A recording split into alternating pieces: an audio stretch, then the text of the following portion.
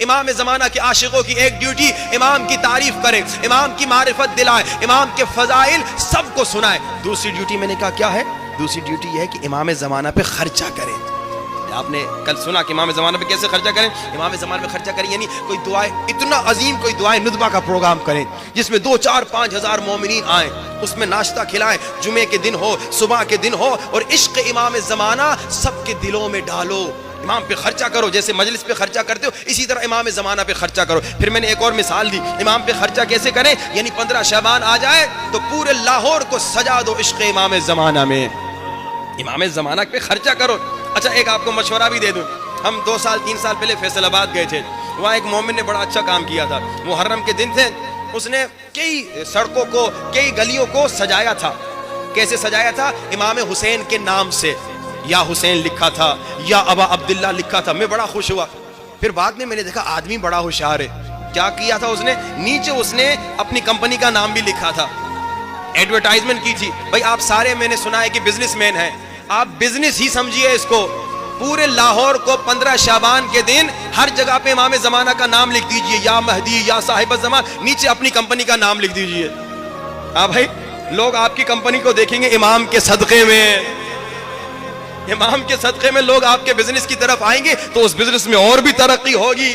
بھائی یہ تو کر لو، اگر مفت میں امام کے لیے خرچہ نہیں کر رہے، گرچہ جو مفت میں بھی امام کے لیے خرچہ کر رہے ہو، 1 درہم خرچہ کرو گے، 1 روپیہ خرچہ کرو گے، 2 ملین تمہارے لیے لکھا جائے گا۔ لیکن اگر تمہارا ذہن حساب کتاب والا نہیں مان رہا تو حساب کتاب والے بزنس مین ایسے کرو کہ امام کا نام 15 شعبان کو پورے لاہور کو ایسے سجاؤ کہ لاہور ایسا لگے کہ امام زمانہ کا ہیڈ کوارٹر ہے۔ نیچے اپنا بزنس کا نام لکھ لو، اپنی کمپنی کا نام لکھ لو، اور لوگ آ کے اور زیادہ انشاءاللہ تمہارے پاس آئیں گے۔ امام پہ خرچہ کرو، یہ شیعوں کی ڈیوٹی ہے۔ لیکن اب سننا، اب امام نے فرمایا، امام نے کہا کیسے امام پہ خرچہ کرو؟ امام نے کہا دیکھو، جیسے میں نے کہا یہ خمس کے علاوہ ہے، یہ خمس وغیرہ سے پیسے نہیں لگانا اس میں، یہ خمس کے علاوہ ہے، یہ عشق کا خرچہ ہے۔ یہ عشق، جیسے مجلس میں آپ کو خمس کا پیسے تھوڑی ڈالتے ہیں، اپنی عشق اور محبت میں امام کے لیے خرچہ، اسی طرح امام زمانے کا خرچ۔ پھر اب امام نے فرمایا پتہ ہے امام پہ کیسے خرچہ کیا جاتا ہے؟ کہ جب امام غیبت کے زمانے میں، ایک تو یہ خرچہ کرو، دعائیں ندبہ کرواؤ، اس پہ انتظام کرو، خرچہ کرو، 15 شعبان سجاؤ پورے شہر کو۔ دوسرا کیا کہا؟ امام کو اگر مدد کرنی ہے نا تو امام کی مدد کیسے ہوتی ہے؟ امام کے چاہنے والوں کی مدد کرو۔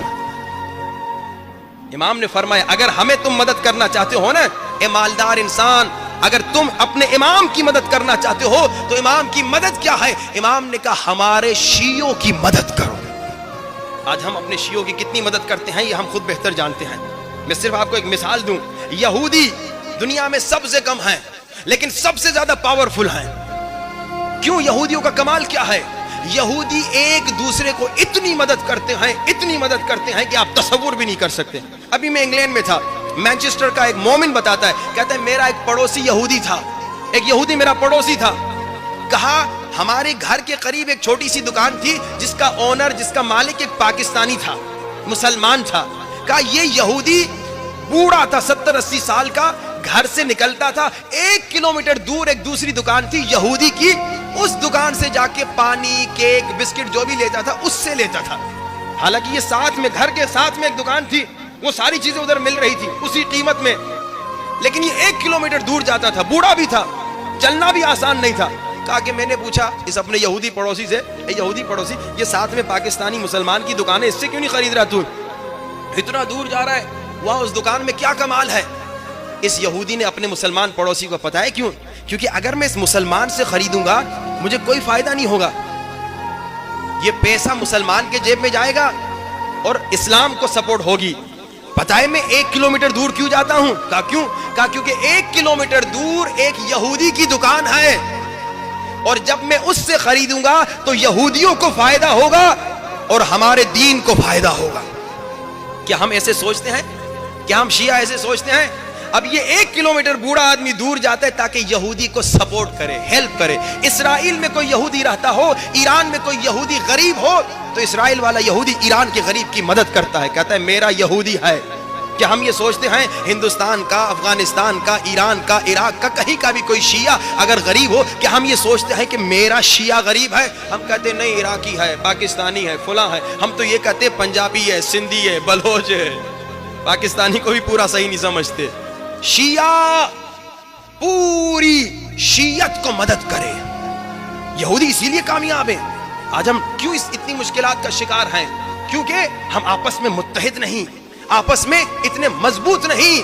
वो कौमें जो आपस में मुत्तहिद हैं वो मजबूत कौमें हैं, और वो कौमें जो आपस में मुत्तहिद नहीं, एक दूसरे का ख्याल नहीं करती, वो नाकाम तरीन कौमें हैं। आज हम नाकामी की तरफ जा रहे हैं। खुदारा इमाम ज़माना का इंतजार करने वालों की ड्यूटीज में से एक ड्यूटी ये है कि ए शियो, अगर इमाम को मदद करनी है तो इमाम ज़माना को मदद करना यानी क्या? यानी इमाम ज़माना के शियो की मदद करो।